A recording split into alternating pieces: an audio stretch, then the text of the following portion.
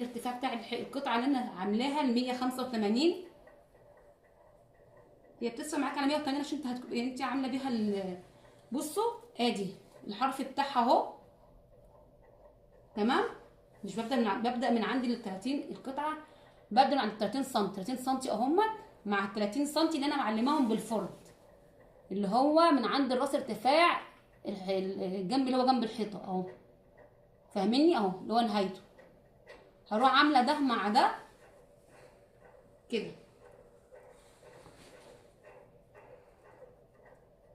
هتبقى الملايه بتاعتي هي اللي على الوش، والارتفاع اللي انا بركبه هو اللي من تحت الدواس يعني.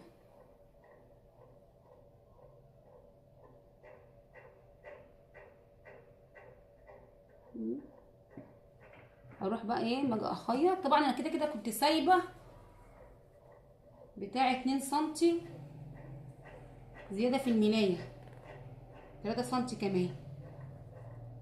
هحاول اخليهم وخلاص. خيطي بقى الخيطه مرتاحه عشان كده كده انت كنت سايبه زياده في الملايه بتاعتي يعني. بصوا بعمل اهو الارتفاع اللي هو 30 سم، وبعمل ال 30 مع ال 30. هتيجي بقى عند نهايه ال 30 سم يعني طبعا هتلاقي الفرد بتاعك موجود. هتروحي جايه واقفه كده بالمكنه على الدخول ليها، وتروحي جايه بقى ايه بصي اهي، وانت داخله على النهايه بتاعت 30 سم بتروحي لفه بقى اهو. بتروحي لفه بقى الارتفاع بتاعك اهو معاكي اهو بالطول معاكي اهو، ومعاكي عرض الملايه اللي هو من عند الراس اللي 180 سم. بتروحي بقى مخيطاهم في بعض، اللي هو طول الارتفاع معاكي اهو اللي هو 180 مع عرض المرتبه ال 180، وتروحي تخيطوهم مع بعض كده. اهم حاجه فاهمين اهو، عشان بس ايه اخيطهم بس واوصل معاكم للنهايه عشان الفيديو. معلش بس انا بوقف الفيديو عشان خاطر بقى دلوقتي 23 لسه مش عملنا حاجه. انا كده اهو مشيت بطول ال 180 داخله اهو على النهايه. طبعا ملايتي هي اللي على الوش عشان خاطر لما اجي الف كده واركب الارتفاع التاني من عند الكورنيش يبقى الكورنيش قدامي يطلع معايا الخيطه مظبوطه اهو. داخلين اهو على النهايه اهي. دي بقى اللي انا هلف فيها دوران. هتيجي على دخله الكورنيش بس ظبطي بقى كورنيشك تخليه تحت ايديكي اهي. تخلي كورنيشك تحت ايديك. تيجي بقى تروحي جايه على الدخله دي اهو. انا كده ماشيه مستقيم. هتروحي بقى لفه. بصوا شوفوا الحته دي يعني كده كنت ماشيه مستقيم بطول ال 180 تمام. جيتي عند النهايه دخلت الكورنيش وفي فرده معلمه على نهايه القماشه اهي. هتروحي بقى لفه الملايه ولفه معاكي الارتفاع اللي هو تحت الدواز ده، وظبطي ايديكي اهو. هيبقوا الاتنين بقى كده مع بعض. لفي بقى كده اهو بالمكنه والابره. هيبقى كده خلاص. انا دام لفتك اللي هي الدورانه دي هي اهم حاجه. الدورانه دي والدورانه اللي هناك اللي هي من عند الارتفاع اللي هو الزوايا. ادي كده خلاص. كده بقى معايا كده دلوقتي القطعه دلوقتي بالطول مترين. الساده اهو اللي هو الارتفاع المرتبه، والكورنيش اللي هو مترين. هدانيكي بقى ماشيه بطول المترين دول. الكورنيش على القماشه اللي هي الارتفاع تظبطيهم على بعض هما الاثنين اهما. وطبعا انت هتكوني ماشيه بقى على خياطتك اللي انت عاملاها للكورنيش. انا ليه عملت خيط الملايه على الوش؟ عشان انت تبقى ماشيه مظبوط والكورنيش ما يلمش معاكي في الخياطه. لما بتكون تحت الملايه الملايه بتلم معاكي في الخياطه لما بتكون تحت. اما ما بتكون الملايه على الوش والكورنيش على الوش بيبقى افضل انك تبقي ماشيه على الخيطه بتاعت الكورنيش. هتمشي بقى بطول المترين دول على الخيطه بتاعت الكورنيش اهي. دي على دي مع بعض الوش في الوش اهو. ظبطي بايدك بقى. ماشيه دلوقتي انا على الخياطه بتاعتي اللي انا عامله بيها تركيب الكورنيش او الارتفاع معايا تحت والكورنيش فوقه وفوق الملايه. كده انا معايا 3 طبقات. كده انا معايا 3 طبقات اهو يا بنات. امشي بقى انا المترين دول دلوقتي كده لوحدي واوقف الفيديو. بصوا 3 طبقات اهو. الطبقه الاولانيه اللي هي ارتفاع المرتبه، الطبقه الثانيه اللي هي الكورنيش، الطبقه الثالثه اللي هي الملايه نفسها. انا داخله يا بنات لسه مش خلصت الطول اهو، انا داخله على النهايه، بس على فكره هي فيها شغل برضه. ايدك برضك بتبقى فرده الكرانيش وفرده الارتفاع من تحت، تبقى ايدك برضك شغاله معاكي. بصي بروح مظبطاهم الاتنين على بعضيهم وامشي. امشي بقى على الخياطه، هي حلاوتها ان انت هتكوني ماشيه خط مستقيم على الخياطه اللي انت عاملاها للكورنيش الاساسي. اقفل تاني. خلاص اهو دخلنا على النهايه. بصي فاضل معايا اهو الارتفاع ده من عند الرجلين اهو فاضي، مفيهوش كورنيش طبعا. ومعايا طبعا دي اللي فاضله من هو الطول بتاع القماش اللي هو كان 20، هو القماش ده كان 240 ما كنتش قصاه. طبعا انت جيتي عند الفرد هنا ده هيبقى معاكي زياده، هوريكي بس الزياده دي ازاي. تيجي تمشي عند لغايه ما توصلي للفرد اللي هو بدايه الكورنيش، تروحي واقفه تمام. ما تيجي تقفي بقى تروحي قصه الزياده ديت، بس هي بتاع قدامك كده 2 سم و3 سم، متمشيش الحاجه بالظبط كده. كده القماش ده اصلا هيترمي اهو، طلع معاكي من القماش اللي كان عرضه 240 الحته دي تمام. هتروحي بقى ايه رميها، تروحي بقى لفه عشان انت معاكي ارتفاع 30 سم اهو، ودي برده 30 سم، هتروحي لفه عشان تروحي مقفلاهم مع بعض. لفي كده اللفه دي، هي البدايه والنهايه هما اللي هيكونوا معاكم، بس ايه فيهم شغل شويه. تروحي بقى لفه بالارتفاع اهو بتاع الرجلين مع ارتفاع المرتبه. خلصنا اهو كده، خلصنا. دي انا كنت سايباها زياده البورصل ده هيطلع معاكي مع الاوفر كده معاكي اهو. بصوا ما شاء الله اهي الزاويه اهي، وبطول الكورنيش اهو اللي هو المترين هتلاقي فيه كمان زاويه، بس الزاويه دي طبعا بتبقى داخلها دوران. انت بقى عايز تعمليها كلها ساده الناحيتين مفيش مشكله، بس انا عشان خاطر فيه قماش طالع يعني عملت تحت الكورنيش مش ساده واللي عند الراس مشجر عشان هو ماشي مع الملايه اهو. هتيجي بقى عند الزاويه اللي جنب الحيطه فيه زاويه اهي، يبقى انت كده دي تاني زاويه، دي تالت زاويه، الزاويه اللي من بدايه الكورنيش ونهايته كده زاويتين، ودي التالته. هتروحي بقى بصي عند احنا لسه عند الحيطه اهو اللي ارتفاع الحيطه لسه مش قصينا الزاويه الرابعه، يعني الملايه دي مش هتقصي فيها غير زاويه واحده بس اللي هي مربع اللي هو 30 في 30، هتقصي واحد بس اللي هو مقابل للاتجاه بتاع الرجلين اهو.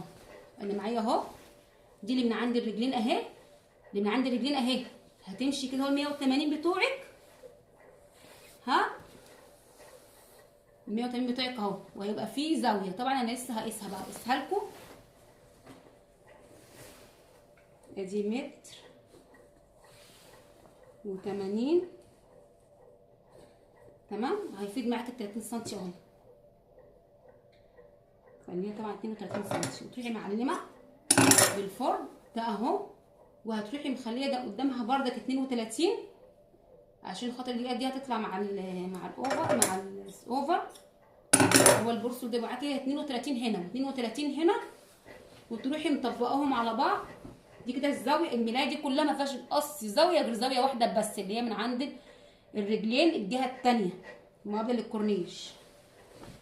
بتروحي بقى بصي عملت 32 من الناحيتين، وتروحي مطبقاهم مع بعض كده اهو نص مثلث،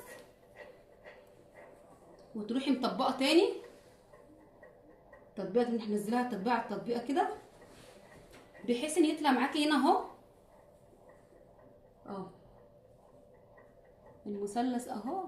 دي القاعده بتاعته اهي، دي اللي هتبقى الزاويه، دي اللي هتبقى الزاويه بتاعتك من عند الارتفاع اهي. هتقيسيها بردك تخليها 30 وتروحي قصه.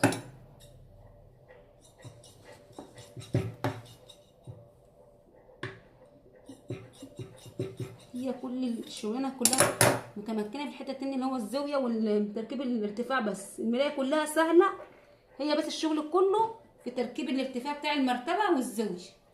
ادي قصتها اهي، الزاويه اهي طلعت معاكي مربع اهو 30 في 30 اهو، شايفينه مربع معاكي اهو. لو طلع معاكي المربع ده كويس من جميع الجهات زي بعضه يبقى كده انت كده قصتك صح، لو طلعتيه نص مثلث يبقى كده قصتك غلط، عشان تبقى انت عارفه اهو كده اهي قصتها. بعد ما قصتها هروح بقى عامله تانيه فوق التانيه ومقفلاها، مش محتاجه انك تسرفليها، تانيه فوق التانيه رفيعه كده، تروحي مقفله الزاويه بتاعتك.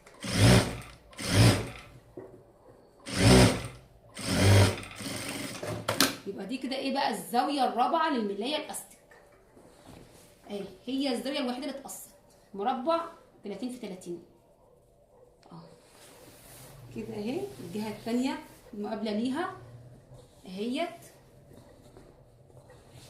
اهي. دي كده من عند الايه، دي كده من عند الحيطه، من عند الرجلين اهي اللي هو عرض المرتبه اهو، زاويه اهي مقابل ليها الزاويه بتاعت الكورنيش. والكورنيش معاك، بص الكورنيش من تحت نضيف ازاي، ده لما تيجي حد يرفع الملايه هيلاقي ده نضيف كده، والارتفاع بتاع المرتبه اهو. هروح بقى اسرفل لكم الطقم وارجع لكم. خلصت سرفلت الطقم، على فكره باخد سرفله كتير قوي، بسرفل الملايه من جوه، وبعمل الكورنيش برضك السرفله بتاعته عشان هو نصين، وبسرفل بقى الديل بتاع الارتفاع كله بسرفله سرفله عشان هركب الاستك عليه بس. تمام. دلوقتي هقفل الجوانب بتاعه الكورنيش واتني الديل بتاع الكورنيش وارجع لكم. خلاص كده تنيت الكورنيش بتاعي، الديل بتاعه اهو. ما تيجي تتني بقى تغير المكوك بتاعك تخليه كافيه، عشان خاطر لون الكافيه هو اللي يمشي مع الملايه عشان الكافيه ده. تمام. هركب بقى الترشون بتاعي ده، اسمه ترشون بيتباع بالمتر. طبعا خامات الطقم دي كلها موجوده عندي في المحل، بيع القماش بالمتر عادي، والترشون ده كان بالمتر. هركب بقى الترشون على الملايه، وانتي بتركبي بقى الترشون على الملايه تروحي بقى مظبطه. على فكره هي كل حاجه بقى بعد كده هتلاقي فيها صعبه شويه، تركيب الترشون مع الاستيك الحاجات دي كده ايه متعبه شويه. ظبطي بقى كده ايه بدايه الكورنيش بتاعك اهي عشان تركبي عليك الترشون بتاعك اهو. بدايه الكورنيش هتركبي عليها الترشون. هركب الترشون وارجع له. هي حاجه برضك عايزه اقول لكم عليها، وانت بتركبي الترشون بتاعك بتبقى برضك بتفردي ملايتك كده كورنيشك قدام عينك، وتروحي مدخله ايدك من جوه. تانيه الكورنيش دي تبقى لفوق، التانيه اللي هي فيها خيط الكورنيش الارتفاع بالكورنيش بتبقى لفوق ماشي. وتروحي بقى ايه مظبطه حالك كده تركبي الترشون. ما تشديش الترشون قوي، خليه براحه ايدك. هي بس هتفردي القماش بس اللي تحت اللي هو الملايه بالكورنيش ولا تفرديهم، اما الترشون بتخليه براحه ايدك عشان ما يكونش مشجوع. وبعدين كده كده اصلا الترشون كمان مع الغسيل بيكش شويه لانه قطن. الترشون دوت قطن، اللفه بتاعته بتبقى كبيره، فعشان كده احنا بنبيعه بالمتر، كبيره وغاليه كمان. خلص تركيب الترشون وارجع لكم. خلاص كده انا كده خلاص داخله على النهايه. طبعا عند النهايه بتظبطي بردك من تحت كده القماش تفرديه، تفردي بردك كورنيشك عشان ما يحصلش فيه لعبات كده في بعض. وتروحي قصر الزياده من الترشون، تروحي تانياه الحرف بتاعه عشان ما ينسش، وما ينسش هينسل اصلا يعني. تروحي جايه عند الاخر كده تروحي عامله فرماتوره. فاهمني طبعا الفرماتوره ايه هي؟ انت شغاله كده ايه قصي الخيوط الزياده عشان تريحك في التشطيب. كده خلصنا. طبعا الطقم ده فيه مراحل كتير. كده احنا خلصنا تركيب الترشون على الملايه اهي. الملايه ما شاء الله معاكم اهي، الترشون الملايه وادي الكورنيش والترشون في النص بينهم. هنروح بقى ايه عشان خاطر ايه الارتفاع اهو. طبعا في الملايه العاديه الفلات ممكن تعملي الاستيك في الاربع جوانب فقط، اما في الملايه الكرانيش انا ارجح ليها تكون كلها الارتفاع بتاعها كله استيك، يبقى هو افضل. معايا الاستيك اهو نسيج عرض 2 سم، وانا طبعا عامله الارتفاع كله مسرفلاه زي ما يدور. هتيجي من عند الراس تبتدي تبداي الاستيك بتاعك من عند الراس، يعني من عند الخياطه يعني اللي هي بتاعت الزاويه، وابدأي. هتروحي مثبته الاستيك ده اهو كده. ثواني بس انا بظبط الدنيا. هاجي من عند الراس من عند بدايه الزاويه اهي، الراس اهي. طبعا الراس هي اللي عندها الزاويه بالارتفاع متخيط اهو، اما الرجلين الارتفاع بتاعها ما فيهوش خياطه. هتروحي حاطه الاستيك على الزاويه على بدايه الزاويه كده اهي اهو، كانت الزاويه والاوفر، وتروحي قافله عليه بالاوفر وتمشي على بدايه الاستيك. بس قبل ما تمشي هتروحي مثبته فرماتوره على الاستيك رايح جاي كده كذا مره، تروحي جاي سايبها بقى، سايبه الابره بقى عند البدايه زي ما هي، وطبعا ترفع الدواس برجليكي. هتروحي بقى خلاص كده بقى ماشيه مع الاستيك. هو على فكره متعب ومرهق، عشان كده ما كنتش بحب اشتغل استيك. هتركبي بقى الاستيك اهو، هتشدي الاستيك وانت قافله وتقفلي عليه بالقماش وتمشي بالمكنه. توسعي الغرزه بتاعتك لما بتيجي تركبي الاستيك، بتفتحي الغرزه بتاعتك على الاخر وتمشي بقى اهو. طبعا الاستيك انا مش محدده امتار ليه، انا بجيب اللفه وبشتغل بقى على طول. ثواني بس اشتغل فيه شويه وارجع لكم تاني. الخياطه باينه قصادكم اهي. انا بسد الاستيك وبقفل عليه بالقماش. هي قفله واحده بس، ما بتعمليش تاني فوق التانيه خالص. انت مسرفله اصلا، احنا عاملين السرفله عشان كده. وكده كده ادام دايسه على على الاستيك بالدواسه، بتشدي بقى الاستيك بتاعك، شدي على الاخر. بس مش الاخر انك تقطعي الاستيك، يعني هو اهو الاستيك اهو على الاخر اهو.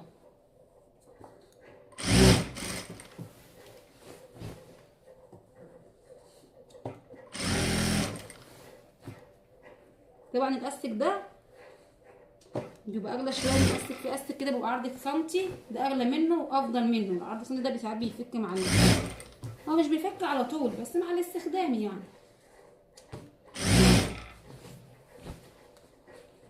انا بعملها كده بصراحه، يعني ايه افضل من التفكيك. كده انا خلصت. شوفي دخلت انا على الساده بقى، عشان عامله الساده تحت الكورنيش. اما المشجر كنت عاملاه من عند الراس، شايفين اهو، ده المشجر من عند الراس، اللي هو الوصله اللي بتوصلها من عند الراس بلون الملايه. دخلت بقى انا على الساده ده، لان ده الساده بتاعت الكورنيش، اللي هو ارتفاع المرتبه تحت الكورنيش. وقف بقى وخلص. خلصنا كده الجنب اللي هو الساده اللي تحت الكورنيش، ودخلت بقى ايه على الجنب المشجر اللي هو يبقى جنب الحيطه. لا ده اللي تحت الرجلين، ده اللي تحت الرجلين بركب الاستيك اللي هو ما فيهوش اي وصله. هيمشي بقى لغايه ما يروح للمكان اللي في الوصله، لان هو اللي تحت الرجلين ده ماشي مع اللي جنب الحيطه. ده كده الارتفاع تحت الرجلين داخل على نهايته اهو. نهايته فيها زاويه اللي هي مرتبطه بجنب الحيطه اهي، فيها زاويه وداخله بقى على الارتفاع اللي جنب الحيطه. مرهق جدا يا بنات. ده انا كنت بشتغله الاستيك ده، كنت بشتغله 3 جوانب كرانيش واستيك، كان مرهق بصراحه. بس بصراحه اشتغلت فيه كتير جدا، اشتغلته اطفال واشتغلته كبير. بس حاليا بقى عشان ما بقيتش فاضيه كنت برفض. انا ما وفيتش اصلا بالطقمين دول عشان خاطر اصورهم لكم والله. الطقم ده وطقم كمان. بصوا تشتغلي الاستيك كانك ايه، شايفين انت الطريقه اهي. شدي الاستيك تقفلي عليه القماش.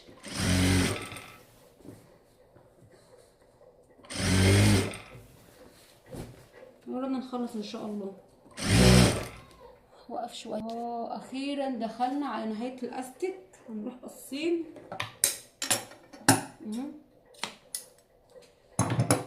بصي بقى كده، تروحي بقى مقفله يعني اخر حته، تروحي قافله، تروحي بقى راجعه الفرماتوره وراجعه بقى على نهايه الاستيك، دايسه عليه برضك من فوق وتحت كده ايه فرماتوره، عشان دي التثبيته بتاعتك. كده خلصنا. كده الملايه بقت استيك هدايا ما يدور. عارفين مع اني وقفت كتير بدون تصوير، والفيديو عمل 40 دقيقه، داخل على 41 دقيقه، عشان تعرفوا بس ان الطقم ده شغل بصراحه ده كله في ملايه واحده. وكنت جايه لكم بيها مقصوص كمان، مقصوصه. بصوا شيله اهي دايما ما يدور استيك. هقفل بقى معاكم عشان خلاص يا بنات. خلصنا الحمد لله الملايه بتركيب الاستيك بتاعها وكل حاجه. كده بقى الفيديو ان شاء الله انا هقسمه نصين عشان يحمل على اليوتيوب، لان هو دلوقتي دخلنا في 42 دقيقه. بصوا ما شاء الله يعني اهو.